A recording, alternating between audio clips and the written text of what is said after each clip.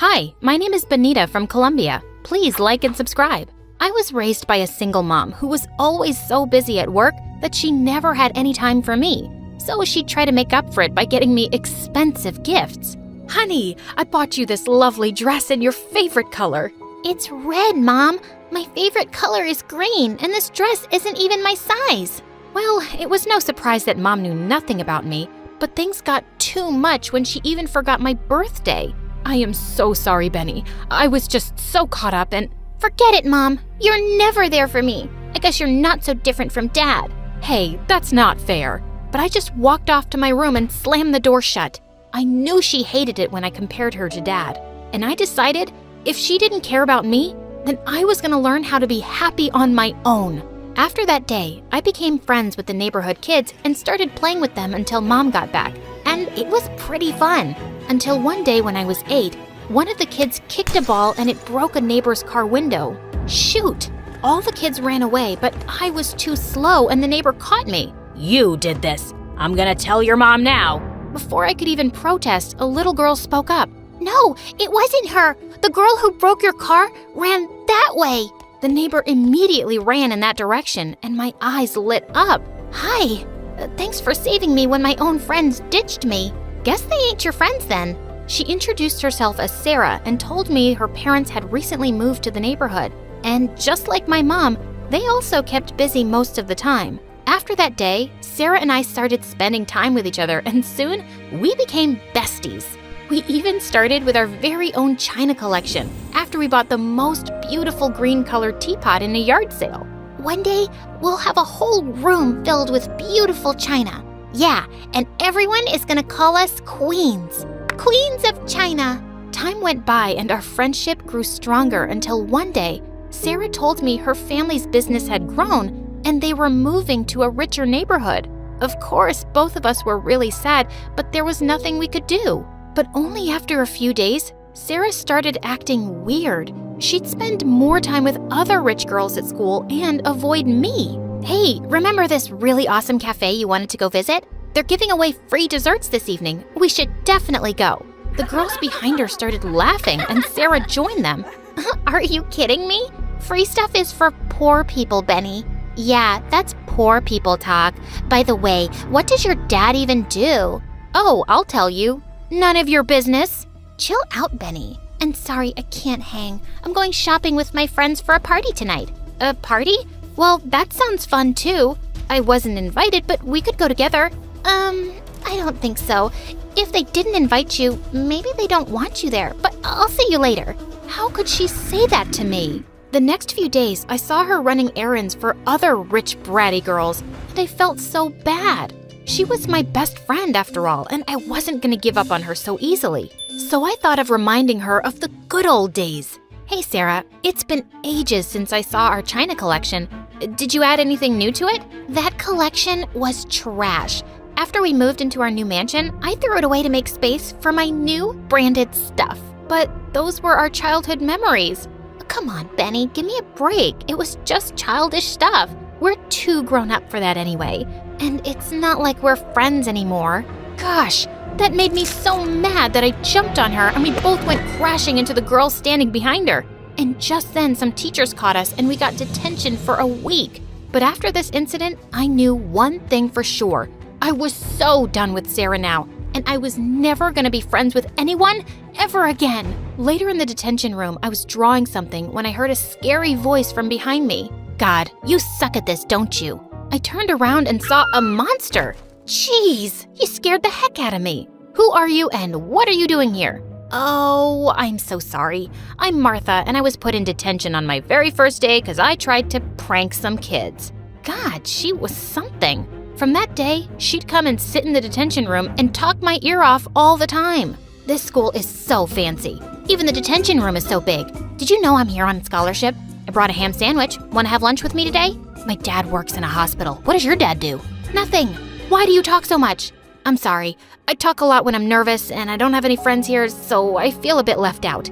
Looking at her sad face, I felt bad for being so rude to her. So I told her she could talk to me. But I regretted my decision very soon, because now Martha became my unwanted shadow and followed me everywhere. One time after math class, I tried to avoid her by hiding in the gym, but moments later, I heard her voice.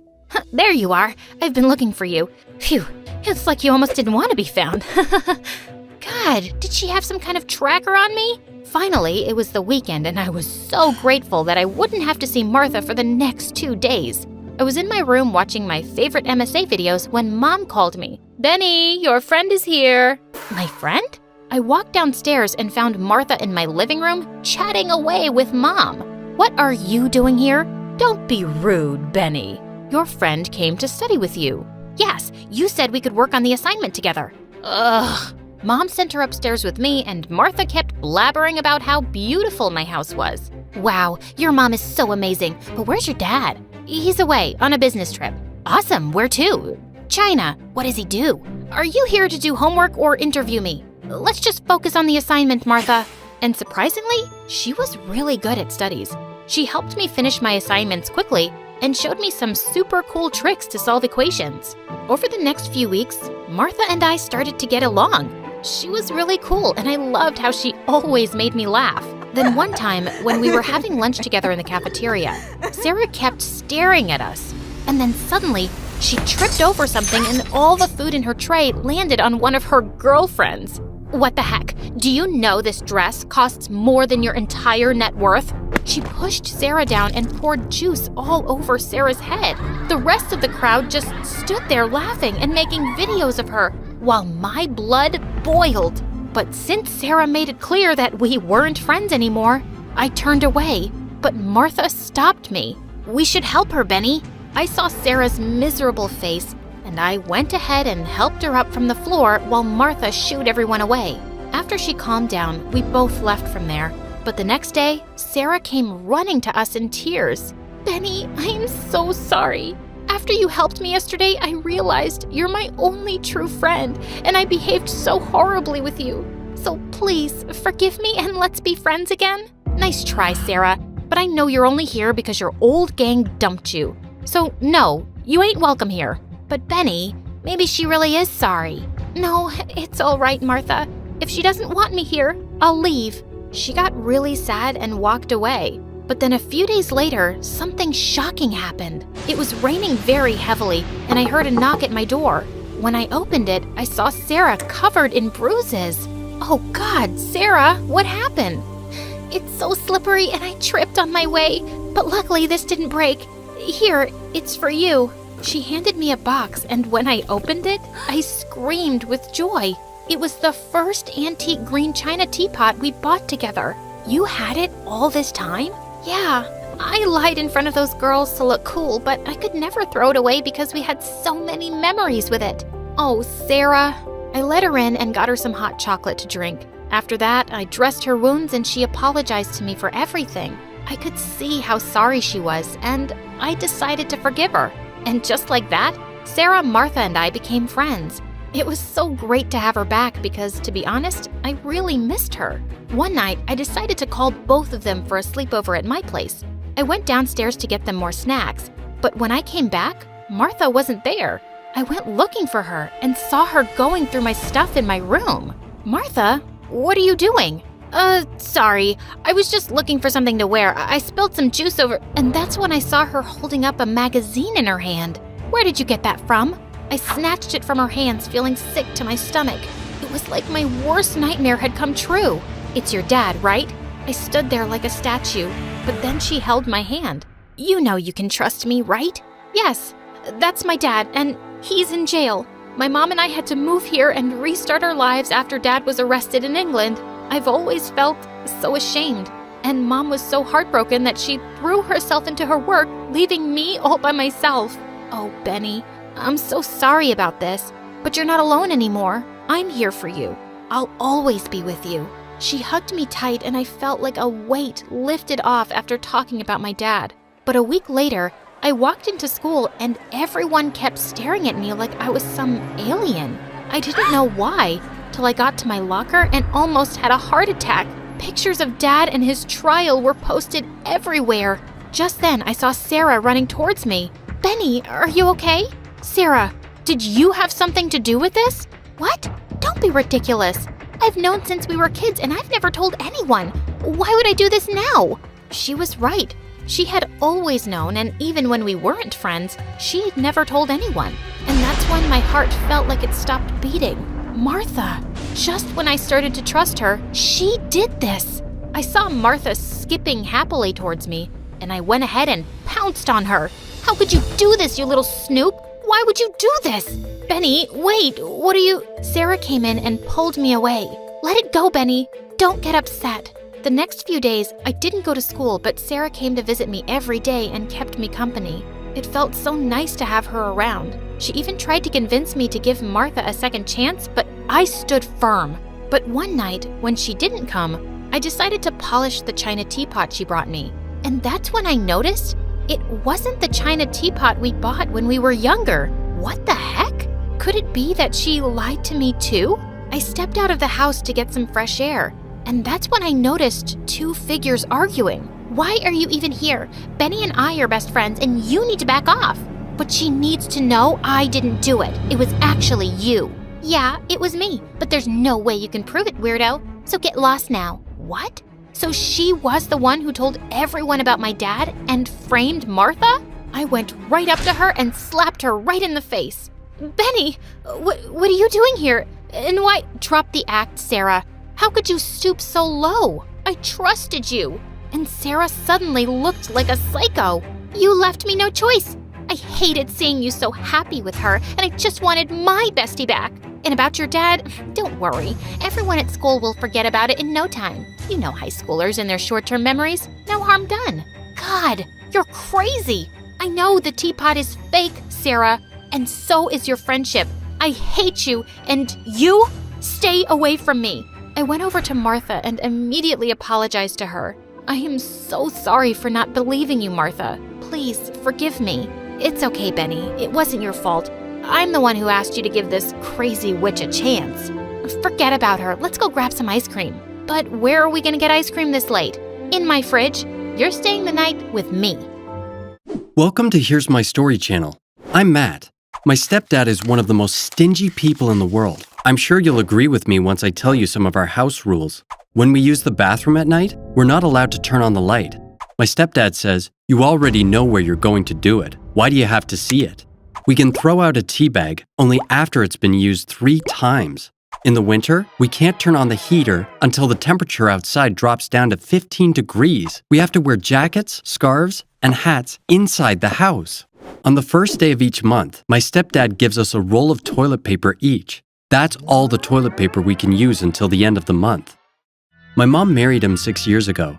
That's how long we've had to tolerate this guy's stinginess. My real dad left us. My mom used to be a housewife. When they got divorced, she started working at a dry cleaner's. We had almost no money left after paying our rent. We were barely getting by. My stepdad Hugh was my mom's boss. His wife had cancer for a long time. When she passed, Hugh was left alone with his young daughter. Because he needed someone to look after his daughter, he asked my mom to marry him. When my mom told me this, I was totally against it, but she wouldn't listen to me. "If I don't marry Hugh, we won't have any money. This marriage can save us. Maybe you'll get to be able to go to college," she said. She was aware that Hugh was a frugal man, but like me, she only figured out how cheap he was when we all started living together. After the wedding, my stepdad took us out for dinner to celebrate. We didn't know him very well yet. When we came home afterwards, he took pockets of salt and sugar and a bunch of tissues out of his pocket. They all had the restaurant's logo on them. When he realized we were staring at him, he said, "We could have used these at the restaurant, but we didn't, so they're ours. I took them so we could use them at home." From then on, my stepdad took us out to dinner only on his daughter's birthday, and when he did, it was only to a fast food place. Once we were at a burger spot, and when he saw that it was a little pricier than expected, he only got us French fries. Another time, when we went to a fried chicken place, after we ate, he asked for a to-go bag for the bones. The next evening at dinner, he put those bones on the table. "You left so much meat on those bones. You didn't do a good job scraping them off. Come on, let's clean these," he said, and started working on them. That night, no one else touched those bones. By the way, if you're enjoying this video, please hit the like button and subscribe to the channel if you haven't yet. Thanks so much. In my senior year of high school, my stepdad said, "What are your plans for the future?" You know you need to move out when you turn 18, right? I couldn't believe my ears. When I said, "No, sir, I didn't know that," he replied, "Now you know. This is your final year of freeloading. Soon you'll have to fend for yourself." My mom was not having it. She said, "Matt will go to college. If money's the issue, he can help us out at the dry cleaner," to which my stepdad shot back with, "Of course money's the issue. What else? In that case, he should start working with us right now. If he's any good, maybe I'll give him a chance to stay here next year." The next day, I went to the dry cleaners. My mom said it would be best if I started working at the front counter. She said that men usually brought their business suits, and women brought their evening dresses. All I had to do was take their clothes. It was an easy gig, but the downside was that I had to work next to my stepdad. He was sitting at the register and taking the money. I started going to work after school. After working with my stepdad for a while, I came to understand how deep his money worship went. Whenever a wealthy-looking man brought in a business suit, he would get a twinkle in his eye. After the customer would leave, he'd say, "Check the pockets. Let's see if he's left anything in there." Some people did indeed leave money in their pockets. Then my stepdad would be as happy as a kid. "Easy money. I love it," he would say. As he put the money in the register, to defend himself, he'd say, "If you saw money on the street, would you pick it up or keep walking? Of course you would take it. This is no different."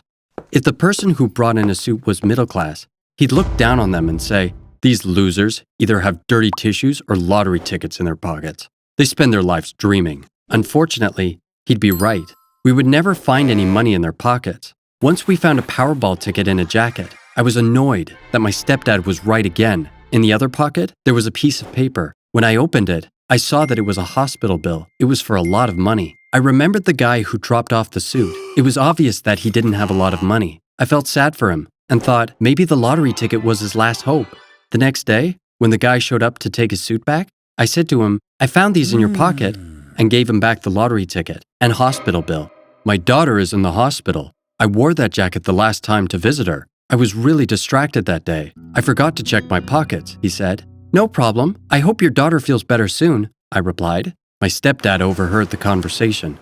That night at home, he said to my mom, "This kid is really naive. I tell him anything that comes out of those pockets is ours. He's still going around giving customers back the things we find." When my mom said, "Matt did the right thing," my stepdad got mad. "In that case, when the time comes, you will also leave this house along with your son. I regret spending my money on both of you," he said. My mom got really upset. She started crying.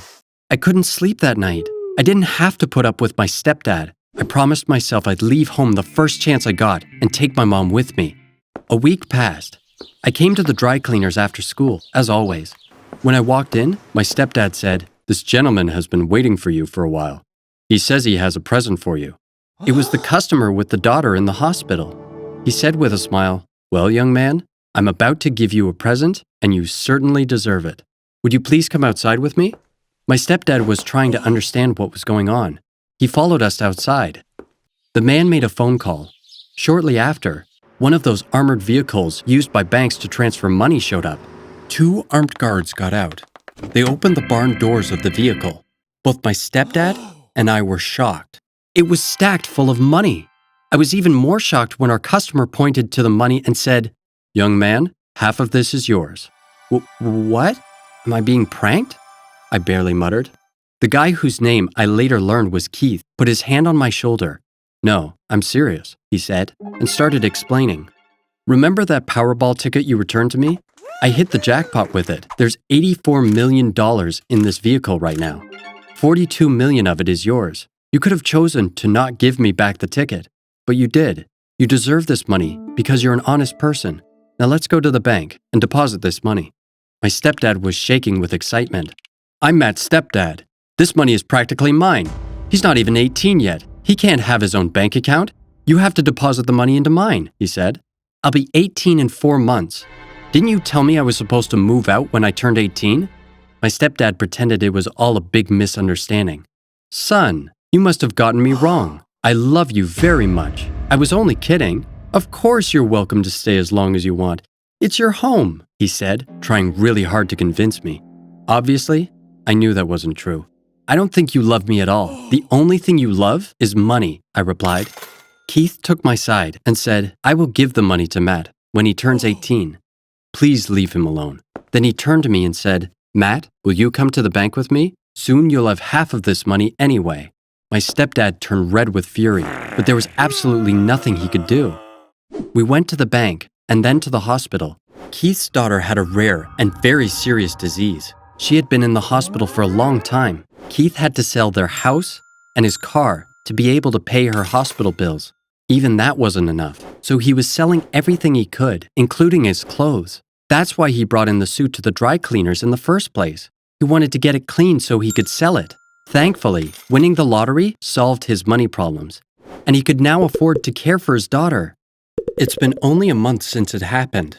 Keith bought a new house, a mansion in fact. My mom and I moved in with him. We'll be buying our own house soon, but first we're waiting to find out which college I'll be attending.